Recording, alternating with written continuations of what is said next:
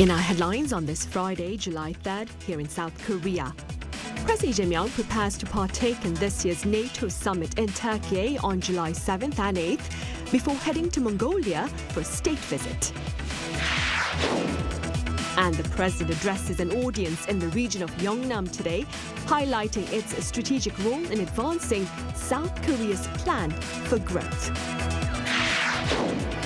In Venezuela, a man was rescued from the rubble of a shopping mall more than a week after the twin tremors, raising hopes for similar stories of survival.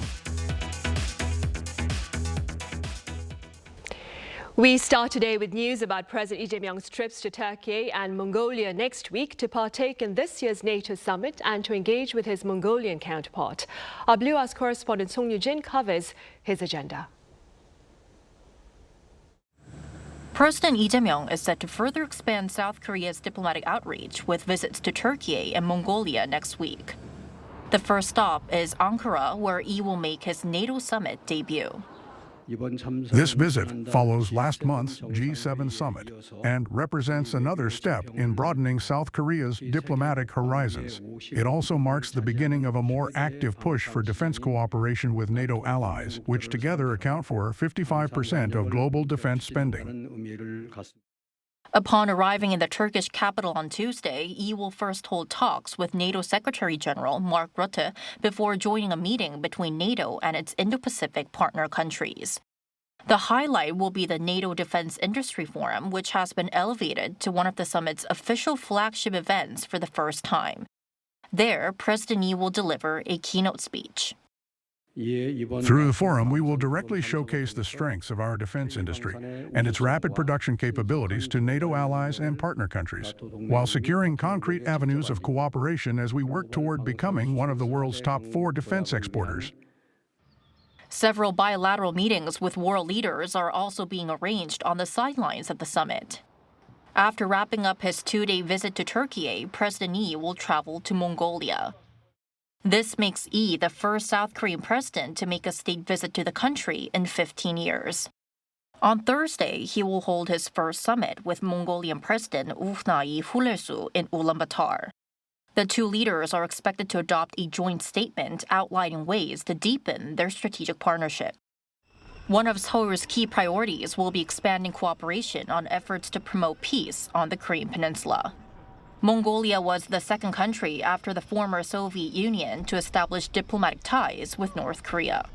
We hope this visit will provide an opportunity for the two leaders to discuss peace and stability on the Korean peninsula, ways to ease regional tensions and build trust, and practical steps toward resuming dialogue with North Korea. During his 3-day stay, Lee is also scheduled to meet the Speaker of Mongolia's parliament and the Prime Minister. On the final day of the visit, he will attend the opening ceremony of the Nadam Festival, Mongolia's largest national celebration commemorating its independence. Song Yoo-jin, Arirang News. Meanwhile, here at home on this Friday, President Lee Jae-myung was in the city of Jinju in Gyeongsang-namdo province to reaffirm his vision to transform the southeast into a hub for advanced industries. Do take a listen. 차세대 반도체와 AI 데이터 센터에 대한 대규모 투자와 함께 국내 최대 로봇 산업 혁신 벨트, 자동차 세계 1위 조선 등을 포함한 피지컬 AI 분야를 집중 육성해서 제조 현장을 지능형 산업으로 다시 빚어내게 될 것입니다. His remarks here marks the third in a series of regional addresses following his announcement of South Korea's 3 mega projects in chips, AI data centers and robotics earlier this week. Under this ambitious initiative, 312 trillion won will be invested in the southeastern region, with 4 major companies, Hanwha, Hyundai Motor, Samsung Electronics and SK Telecom, spearheading the investment in aerospace and advanced manufacturing. And the government is prepared to prop up small and mid-sized businesses that have been affected by the weaker won. During an emergency economic meeting on this Friday, Finance Minister Koo Yoon-chul revealed a support package of 14.9 trillion won, roughly $9.6 billion to this end.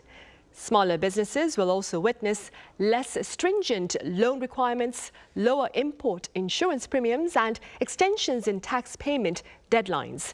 Minister Koo also shared intentions to fast-track the administration's 3 mega projects in chips, AI data centers, and robotics via tailored regional initiatives. Following a roller coaster ride during trade on this Friday, the benchmark KOSPI closed up over 5% at 8,088 on aggressive bargain hunting.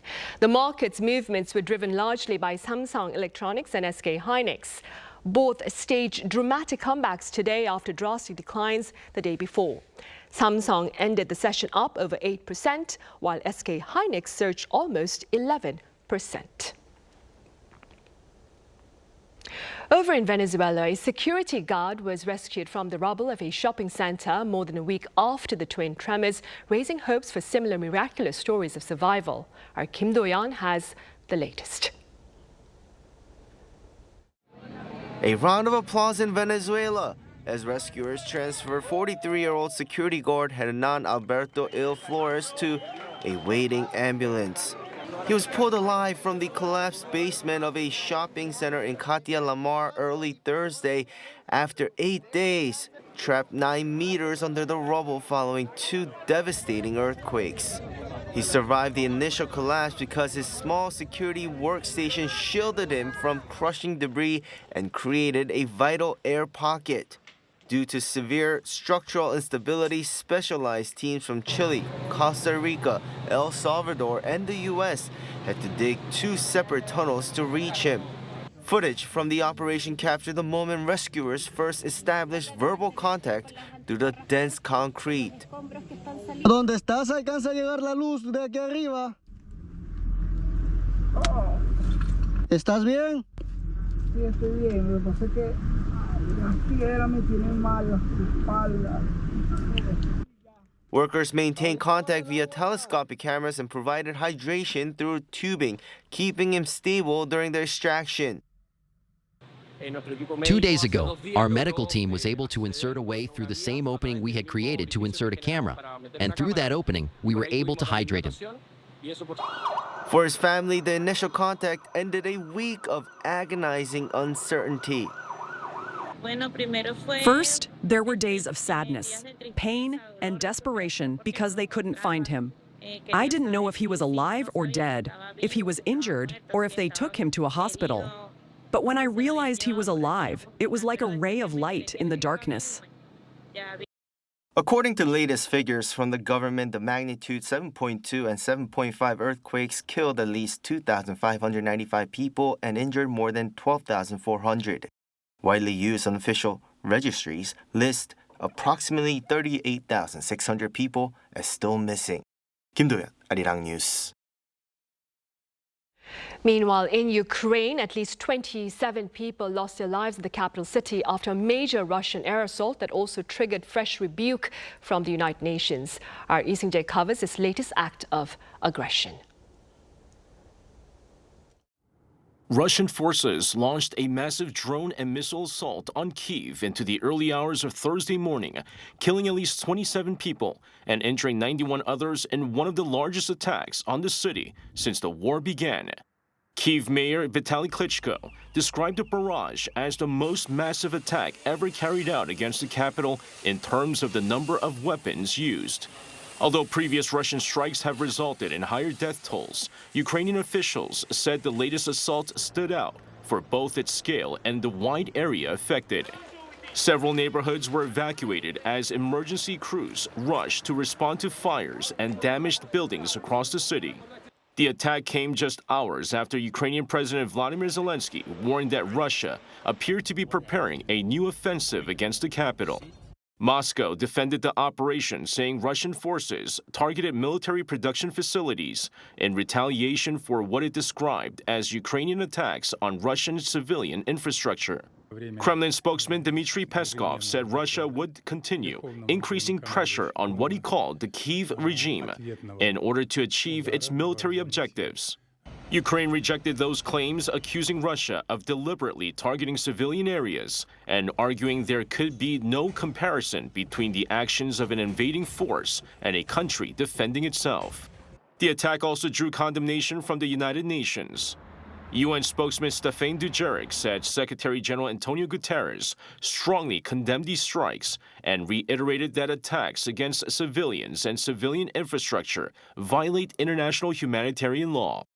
Turning to Ukraine, the Secretary General strongly condemns the overnight missile and drone attacks by the armed forces of the Russian Federation on the capital city, Kyiv, and other Ukrainian cities. Any attacks against civilians and civilian infrastructure, wherever they occur, are a clear violation of international humanitarian law and must stop immediately. The spokesperson added that the UN chief called for an urgent de-escalation of the conflict and appealed for a full, immediate, and unconditional ceasefire between the two sides. 이승재, Arirang News. The Trump administration has reportedly been seeking to trade the release of frozen Iranian assets for Tehran's toll-free opening of the Strait of Hormuz. Our Cha Yun-kyung explains. Although the United States has offered to release Iranian funds frozen overseas as a possible incentive, Tehran is showing no sign of backing down from its claim over the Strait of Hormuz. Talks are moving at a snail's pace, with Iran pushing to charge vessels that pass through the strait for maritime services. Tehran estimates the fees could generate up to $40 billion a year, suggesting that Washington's offer is not enough to change its position. Iran's Deputy Foreign Minister Qasem Gharibabadi doubled down on Tehran's position after returning from indirect talks in Doha, mediated by Qatar and Pakistan on Wednesday local time. He said the Strait of Hormuz is under Iran's command, not Washington's. Later in the day, Iran's military warned that any vessel taking an unapproved route through the strait would face an immediate and powerful response. Iran is also taking a hardline stance against what it calls outside interference in security issues surrounding the Strait of Hormuz. Tehran has openly criticized the U.S. military presence in the Gulf, saying American bases in regional countries are creating confusion and instability. Iran has also yet to respond to Oman's alternative proposal, which calls for voluntary contributions for maritime services instead of mandatory transit fees. Meanwhile, senior U.S. officials were reportedly concerned that Israel intended to assassinate Iran's top negotiators, even as the Trump administration pursued a high-stakes April deal aimed at ending the war and reopening the Strait of Hormuz. It has also been reported that Washington warned Iran about Israel's alleged assassination aims, amid concerns that any such move could derail progress in the peace talks. Cha Yun-kyung, Arirang News. Also, according to the latest media reports in the U.S., at least 9 states will decide the fate of the upper house of the Congress during the midterm elections in November. Our Ian Jin covers this outlook. The balance of power in the Senate is on the line in the upcoming midterm elections in the United States. Out of the 100 seats where Republicans currently hold a 53 to 47 majority, 35 seats are up for election. 22 of these 35 seats are currently held by the Republican Party, 13 by the Democratic Party. This means if the Democrats can defend all 13 seats and gain 4 more, the balance in the Senate will shift. On Thursday, CNN identified 9 battleground states: North Carolina, Maine, Michigan, Ohio, Alaska, Iowa, Georgia, New Hampshire, and Texas, based on an analysis of public opinion polls, fundraising performance, and the political environment in each state. Wall Street Journal's Outlook added Minnesota and Nebraska, citing 11 races to watch. While the 9 states have vastly different local politics, experts say 2 major common denominators are driving the volatility across the entire map. The open seat factor. Incumbents are retiring in 4 of the tightest races: North Carolina, Michigan, Iowa, and New Hampshire. This also comes against the backdrop of public opinion, where President Donald Trump's approval rating has fallen into the 30% range, severely dragging down down-ballot Republicans even in reliably red states like Ohio and North Carolina, where Trump's disapproval ratings have climbed over 50%. Unlike the House, where all 435 seats are up for election every 2 years, the Senate, with 6-year terms, changes only about 1/3 of its members every 2 years. 이은진, 아리랑 뉴스.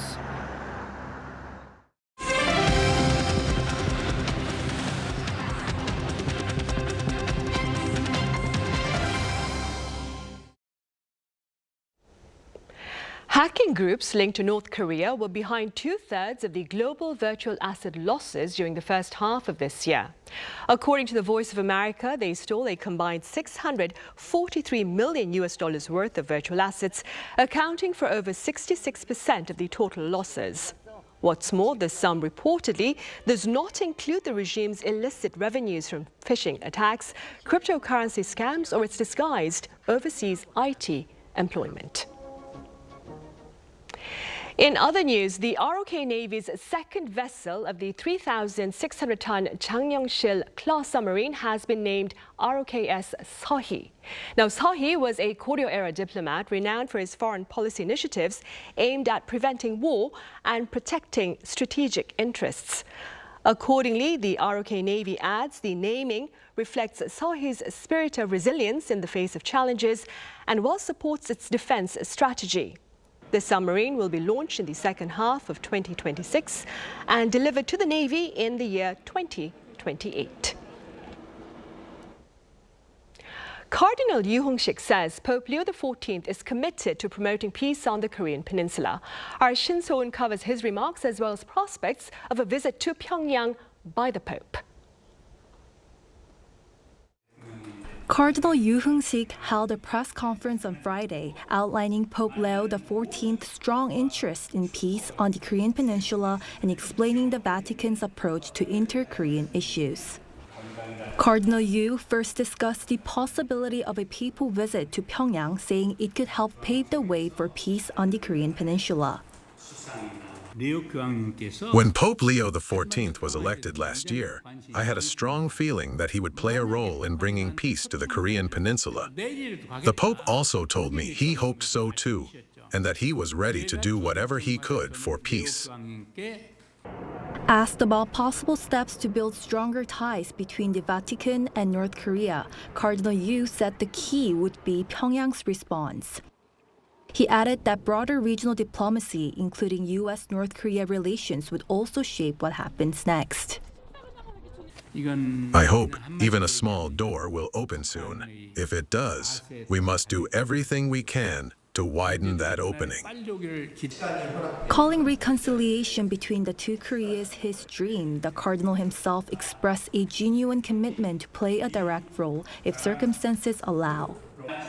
Yu said allowing one or two Catholic priests to serve permanently at Pyongyang's Changchun Cathedral would not only provide pastoral care for local Catholics and Vatican-affiliated diplomats, but also help foster the trust needed for future engagement with the Holy See.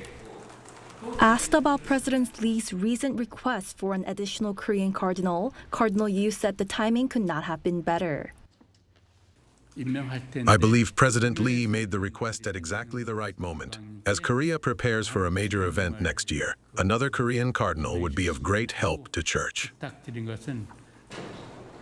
He added that Pope Leo has not yet appointed any new cardinals since the start of his papacy, but an announcement is expected soon.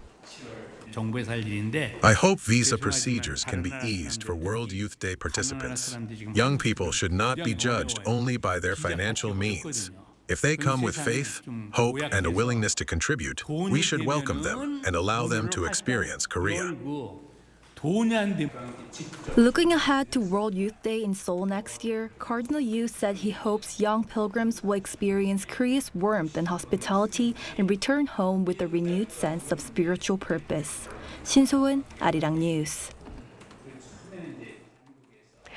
And while the 2026 FIFA World Cup is underway over in North America, here in South Korea, robots are on the football field competing for a cup of their own. Our Lee Ju-yeon was there. While soccer fans around the world are focused on the FIFA World Cup this summer, a different kind of match has kicked off in Korea. On this soccer pitch in Incheon, there are no human players, just robots passing and chasing the balls. Robocup, the world's largest robotics and AI competition held in Korea for the first time. The event taking place in Incheon from July 2nd to 6th brings together participants from 45 nations, making it the largest Robocup in history. Many young visitors headed to the event curious about the human-like robots and ready to cheer on the Korean teams. Since robots and AI will be the new trend for our children's generation, I wanted them to experience it firsthand. The competition consists of 5 leagues: soccer, home service, industrial automation, rescue, and junior league. Among those, the soccer league is drawing the most attention. Inha University's Inha United is competing in middle-sized soccer league. It faced Wuhan University, a strong opponent in their first match, but held its ground. Since our first game is done, we'll improve what we lacked and try to finish the rest of the tournament smoothly. Meanwhile, Incheon National University was the only Korean team in the Smart Manufacturing League under the Industrial Division. Robots were required to assemble a product piece by piece within a time limit, and Team INU were recognized for their precise control. I hope the skills and know-how we developed for this competition will support future robotics research and industry. The ultimate goal of Robocup is to develop a fully autonomous humanoid robot team that can defeat the FIFA World Cup champions by 2050. The goal may be ambitious, but Robocup 2026 shows that it's no longer just science fiction. Lee Ju-yeon, Arirang News. And the South Korea toy market has a new crowd of customers, young adults in their 20s and 30s, interested in a range of soft and compressible as well as small and clickable toys. Our Cho Young-un was out in the streets to bring us this report.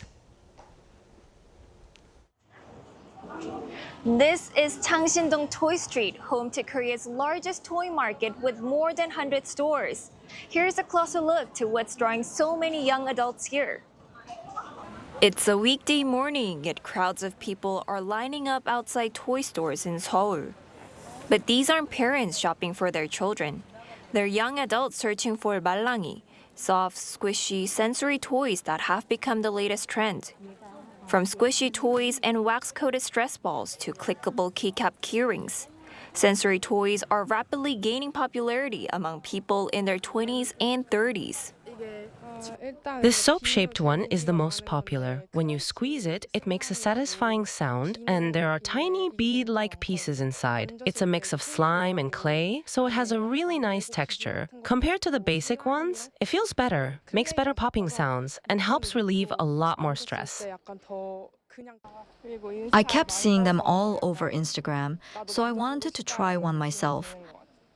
My older sister buys them, and so do all my friends. After making one together with them, I thought, I should get one too. These tactile items are now being embraced as a fun way to relieve stress and satisfy the growing demand for daily comfort. Stationery store owners say the trend has breathed new life into the neighborhood, bringing a steady stream of visitors to the market. There was a time when the market had almost no customers, as schools now purchase most of the stationery through suppliers. But as the market for these toys grew, more customers came, and the street has become lively again. Experts say the craze reflects the growing popularity of sensory consumption, a lifestyle centered on small purchases that provide emotional comfort. Handling toys like these can help slow down the rapid pace of psychological stimulation people experience in everyday life. That process can relieve stress and provide a sense of emotional stability and healing, which is why so many young people are drawn to them. Easy to carry and affordable, these toys not only deliver immediate satisfaction, but also shared experience among young adults. Cho Young-un, Arirang News.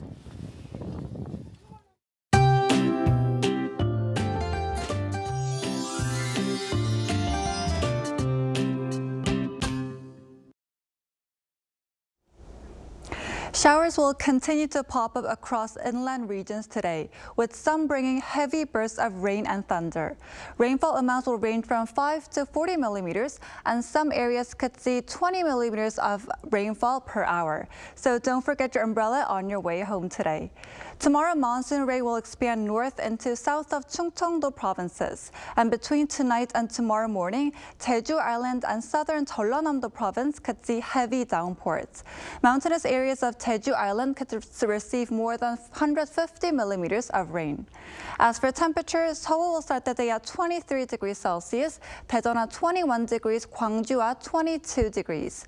Then by the afternoon, Seoul will get up to 31 degrees, Daegu 30 degrees, Jeju 28 degrees.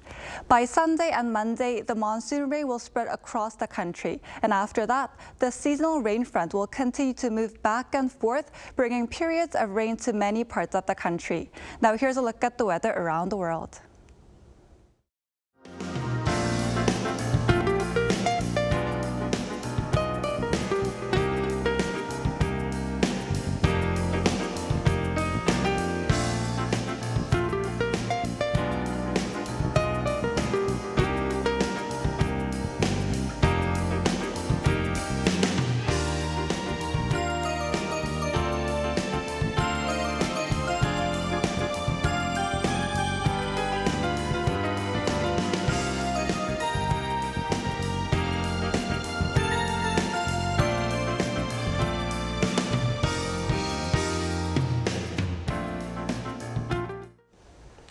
Right, those are the headlines at this hour here in South Korea. As always, thank you for watching.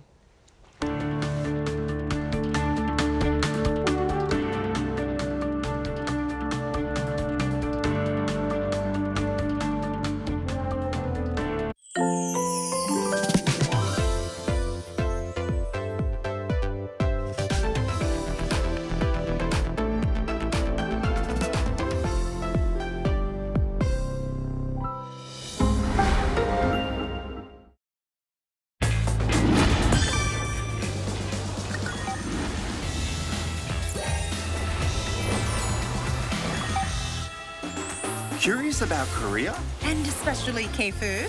How familiar are you with Korean food? The sea on 3 sides, a mountainous terrain, and 4 distinct seasons. Thanks to these conditions, Korean cuisine bursts with diverse and unique flavors. Do you prefer sweet or spicy? A meat lover or a seafood connoisseur? Can't decide? There's got to be something here that you like. For Koreans, rice is foundational. It's a staple and the centerpiece to all meals in Korea. There's bibimbap, rice mixed with vegetables, gukbap, rice in hot soup, and kimbap is the demand around the world. For me, it's noodles over rice. Korea has amazing noodle dishes. Chuyi ramen and cold naengmyeon to blow away the heat. A meat lover here, pork, beef, chicken, I like them all. Did you know that bulgogi is listed in the English dictionary? There's also the famous chimek, chicken and beer, which is the best combo for a night out with friends. Surrounded by the sea on 3 sides, Korea has a great selection of seafood, from raw fish to piping hot seafood soups. It's mouth-watering just talking about it. The 2 pillars of Korean condiments, gochujang and soy sauce. Ooh, what do you prefer? Gochujang. I like anything made with gochujang. In general, Koreans love spicy food. I prefer the soy sauce base. There's something about the salty and sweet that hits the right spot. I think even those who are trying Korean food for the first time will really like it. But that's not all. We can't leave out the street food. If you're in Korea, it's a must try. They are both treats for your eyes and mouth. How about it? Mouth-watering, right? Korean food, you've got to try it. Discover a whole new world of flavors.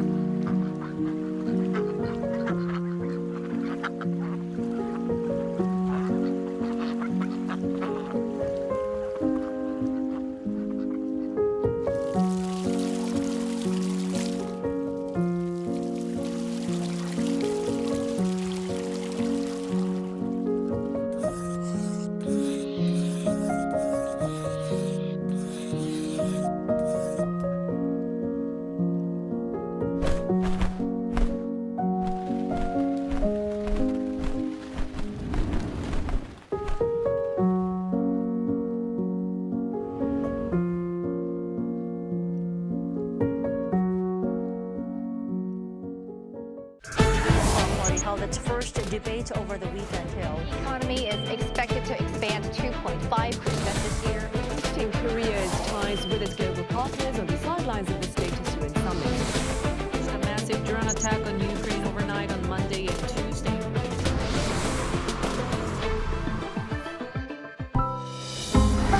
Arirang.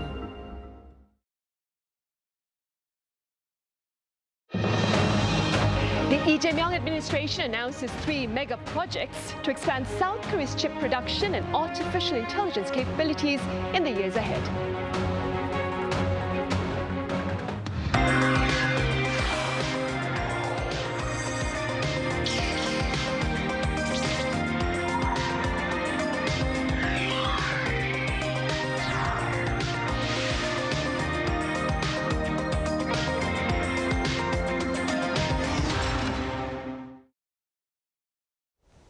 Welcome to Press Perspective for this Friday, July 3rd, here in Seoul. I'm Min Sun-hee.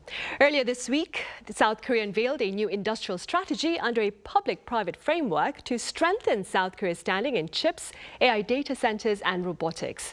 For more on this, I have Fabian Kretschmer with German news agency here in the studio. Fabian, welcome back. Thank you. I also have writer Colin Marshall with us. Colin, it's great to have you here. Glad to be here, Sunny. Fabian, let's begin with details of the 3 mega projects announced by President Lee Jae-myung earlier this week, I believe back on Monday.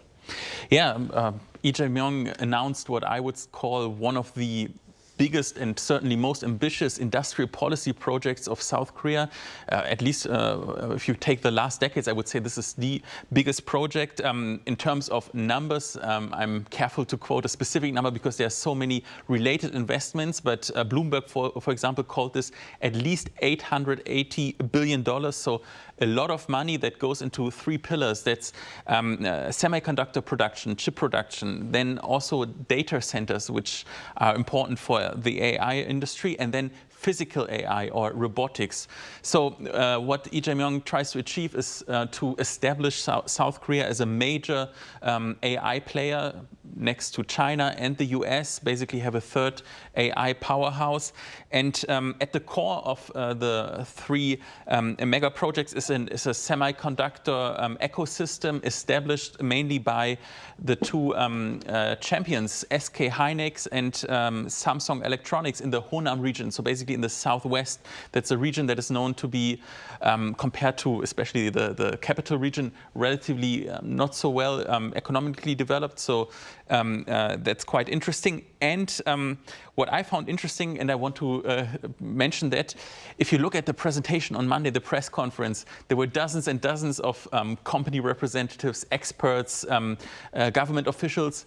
Unfortunately, very few women. I think that was really kind of noteworthy because, yeah, South Korea is such a modern economy, and I found this a little bit disappointing that this was really a man's world. Right. Well, room for improvement there on that front then. Colin, what has been the public response to this mega project? Well, the public response depends quite a bit on what you think about the president. Your opinion of Lee Jae-myung, that old divide comes out. So does the geographical divide, which is, or regional divide, shall we say, which is stronger than many outsiders initially realize in South Korea. But yes, the project is, the idea announced by Lee Jae-myung is that it'll invest in the Jeolla provinces in the southwest, which are seen traditionally as the political rivals of the southeast Gyeongsang provinces. So this is the great divide for many presidents and many politicians and political parties that come and go. Often they're based on this east-west rift. And so developing the Jeolla provinces, which have been seen as undeveloped relative to other provinces, that they've received fewer political favors. You can see what the motivation might be, especially given that Lee Jae-myung's side of the political spectrum is the one associated with the Jeolla provinces. But of course, he's tried his best to travel around the country, get everywhere, and assure every province that they stand to benefit as well. So it's not just about Jeolla, at least from the way he's been talking. But for him, for Lee Jae-myung, the honeymoon period is pretty much over. At least that's what commentators say. You know, the initial wave of, if not euphoria, then approval of the president. It's had a bit of a crash, but more recently it's come up a bit. It fluctuates a lot, and the president's approval rating is always a big story in Korea because typically we expect presidents to be disapproved of very sharply as time goes on. And so if he can bring back up the public perception of him and his administration through a project like this, I think it'll be seen as, you know, a viable political strategy, political economic strategy. But it's very early to tell, and you can tell that by how often the numbers change and how unspecific the specifics can be. So I think it leaves a lot of room for people to disagree, to object, but also to hope that, you know, oh, this might be something that's actually as big as he says. And for now then, Fabian, what has been the foreign media coverage of South Korea's mega projects? Actually, the story has resonated quite well in my home country, Germany, and I was wondering why. And I think there's a strong longing in many European countries, especially in Germany, that we would also talk about those bold visions for the future. I mean, there are many things that you could also maybe criticize this mega project. I will come to that in a minute, but at least there is a very bold vision and a vision for how South Korea will look like in 10 years. In Europe, you get the feeling that you're a little bit stuck in the past. So I think that's why there was a lot of interest in this story. Actually, this is a really risky bet also. I mean, it's a bold bet. It could very well unfold in a positive way for South Korea. But I mean, the dependency on AI will strengthen further. So it doesn't come without risk. I think that was also noted by a lot of foreign media commentators. So what will happen if the AI bubble should burst? Then I think this will not go well. But I mean, that's just speculation here. What was very interesting is that a lot of investment money comes from private companies, SK Hynix and Samsung. So for example, my editor back in Berlin, he asked me, okay, so the president presents this project, but actually the money comes to a large share from private companies. So is it a public investment project or a private investment project? So I think it's really interesting that you should know that the big companies, the chaebol here in South Korea and the government, they have a symbiotic relationship that there's a lot of loyalties and basically one side does some favors for the other side. You know, there will be, I'm sure, some deregulation by the government, some fast legal approval for some new laws. And on the other hand, the chaebol, Samsung and SK Hynix, they are at the president's side when it comes to joining forces for those visions. So I think that is really an interesting story. And my take is that Lee Jae-myung also wants to have some legacy project. He wants to leave a mark in history in South Korea. That's why he wants to announce this like very bold vision for the future. Right, the 3 mega projects, which for now is a public-private initiative here in South Korea. Colin, there are quite a number of people, though, who are concerned that AI-related advances look to ultimately deepen the divide between the haves and have-nots. What have you been hearing with regard to this? Yes, there are several relevant divides in play here. One of them I mentioned a few minutes ago, the geographical divide, the regional divide, not just east-west, but also Seoul and everywhere else, which is really the big divide in Korea when you come down to it. And the Jeolla provinces are far from Seoul, where this is in theory going to be all installed. But other existing facilities are outside of Seoul as well. It's just they've not been quite that far. One interesting story, sort of, I don't know about interesting, but kind of entertaining story recently has been about the plants that Samsung and SK Hynix have in, for example, Incheon. And you can look at the sales data of luxury boutiques and big Myeongpum, we would say in Korean, brand chains, where they sell the expensive stuff, foreign imported goods, cars, watches, whatever. They're doing quite well lately because the employees of these chip fabrication units they're getting paid, or they're anticipating getting very big paydays, including, for example, we've read about bonuses, just bonuses 10 times as large as the average salary. That's on top of their existing salary, which is pretty good at these companies. And so you can imagine what kind of spending effects that has psychologically already, even before they come through, even before the sort of profit targets have been hit to get these bonuses. So this is part of the anxiety. You know, if we're having this huge national boom in AI chip technology, but what if it only goes to those immediately involved in it? You know, is it going to get past Seoul? Is it going to get past the luxury boutiques? You know, sure, there'll be facilities in Jeolla, but how far will the wealth be shared? And this is a concern Lee Jae-myung is in a way, obligated to address, partially because of his the political sensibility of his party, but also because of what he's said about universal basic income. Excuse me. He's talked a lot about citizen dividends, for example. He's called them, where the idea being South Korea collectively, along with the state and large companies, they've all worked together to create the wealth of this country. So now maybe this will be a way to share it a little more equally, if this can be introduced, if it can be successfully executed. But I don't know if those on the other end of the political spectrum who see, how to put it, their eyes are always out for overtones of communism, they'll jump on that as well. So I think this is a political thicket to get into, but also it kind of goes along with his existing narrative. So let's wait and see. The employees are going to be paid well of Samsung and SK Hynix, but what the public reaction will be when all is said and done and how big the payday will actually be remains to be seen. Fabian, based on the coverage by the international media, what look to be some of the perhaps challenges to this ambitious initiative here in the country? Yeah, actually, there are some challenges. I mean, even though you're very confident in the South Korean economy, and South Korea has proven that it can adapt very well, can reinvent itself, but one question remains, how are you going to supply the power, the electricity for those data centers, chip factory sites? I mean, it is estimated that just for the electricity you need 18 gigawatts at least, and that is in terms of a dimension by far more than double of that what every private household in Seoul consumes in terms of electricity. Those are huge quantities, and so for that you need a lot of industrial water supply. I mean, yeah, you have definitely a lot of water in the southwest region, but there might be droughts. There might be also other problems in terms of infrastructure when you build all those factories and supply them with electricity. What impact will this have for the environment? What impact will this have also for the CO2 statistics? I mean, South Korea aims to achieve carbon neutrality by 2050.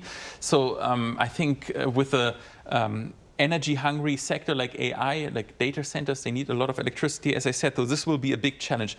Another challenge that I could imagine could be that if the president changes and there is another president, I mean, this could create some friction because, especially between the political factions, some tend to destroy the legacy projects of the previous president. I mean, at least it could happen.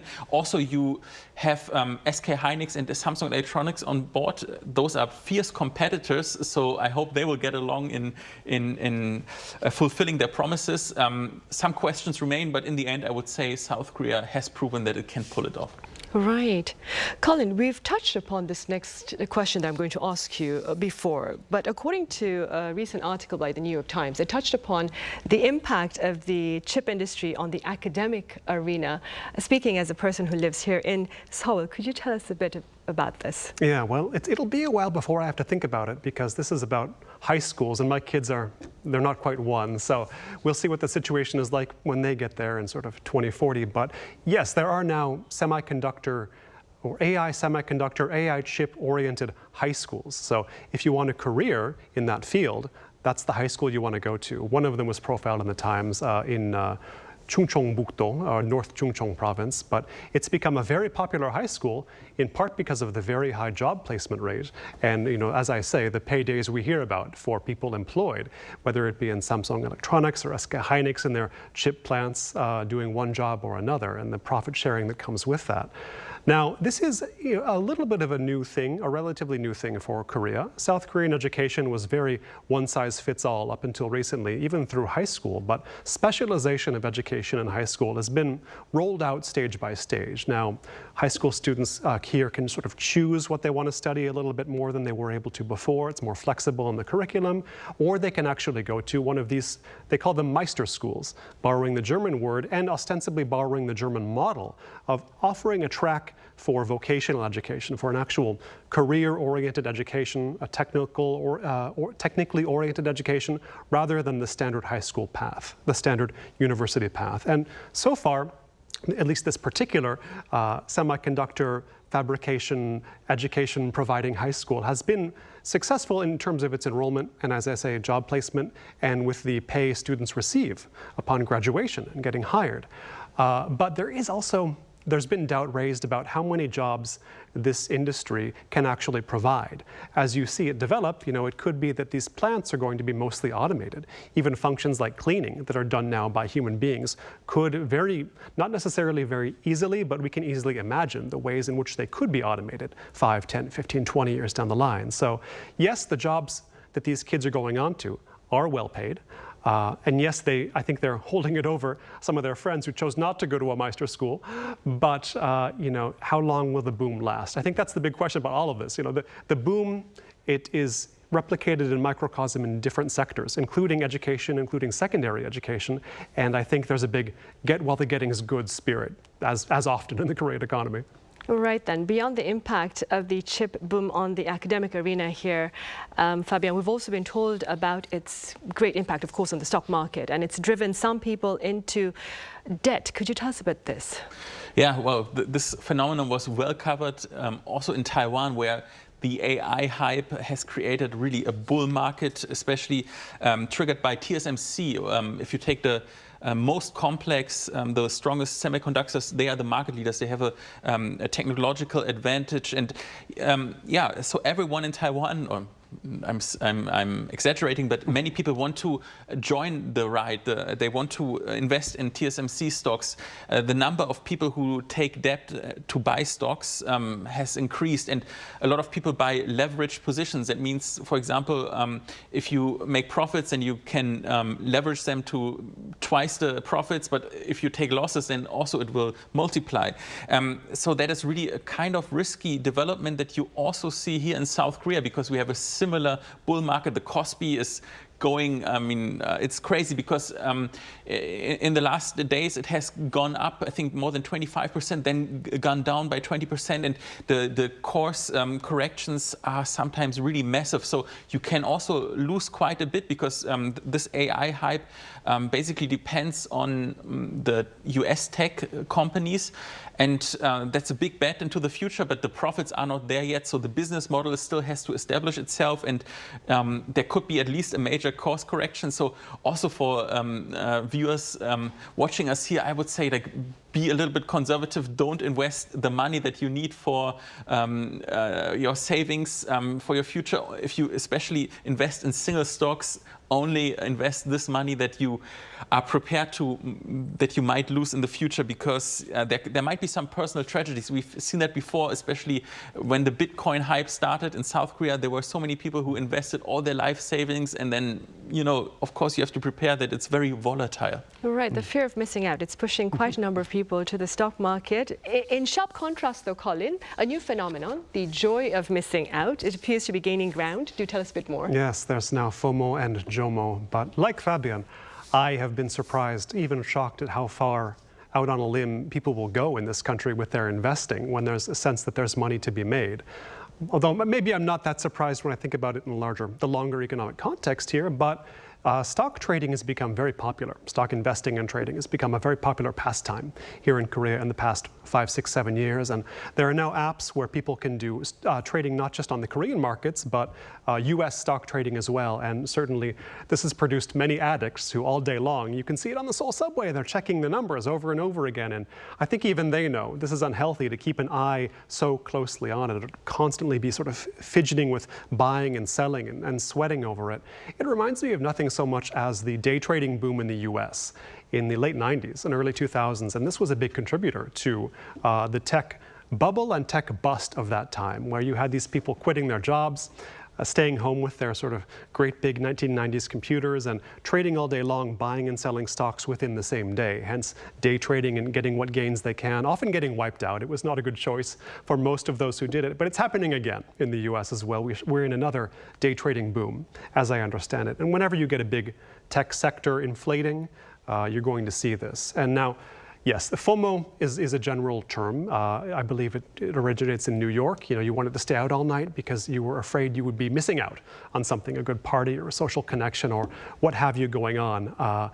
So you have this acronym FOMO, and I think it's been adopted in Korea because it taps into not a specifically Korean anxiety, but an anxiety that's highly pronounced here in a country where, as we've talked about in Seoul, most of the population is centralized, is condensed, and it's not the most diverse country, so people do tend to get on the same page about things. And if something is popular, many have the sense, oh, they've got to get in on it. Everybody has this but me. Everybody's enjoying a trend but me. Everybody's eating ducheongku but me. Everybody's making money in the stock market but me. Everybody's learning how to fabricate semiconductors but me. And so, you get trends get chased here in a way they just don't in many other countries, not the US, maybe not Germany either.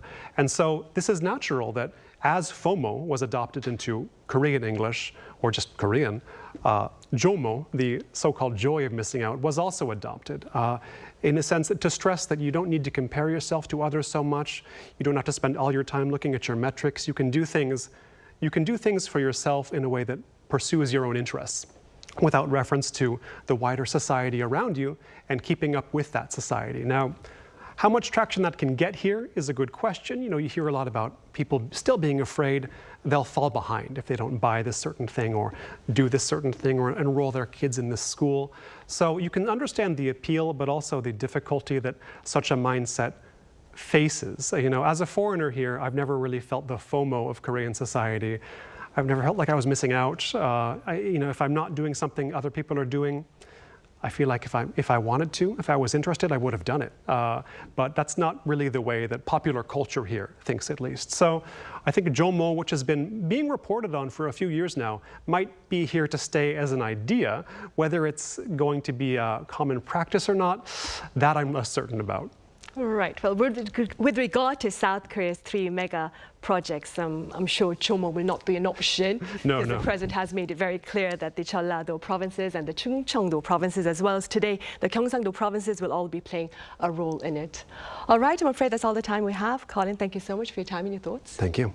Fabian, thank you very much for your insights. Thank you. Right, that ends this week's editions of Press Perspective. Have a great weekend. See you same time on Monday.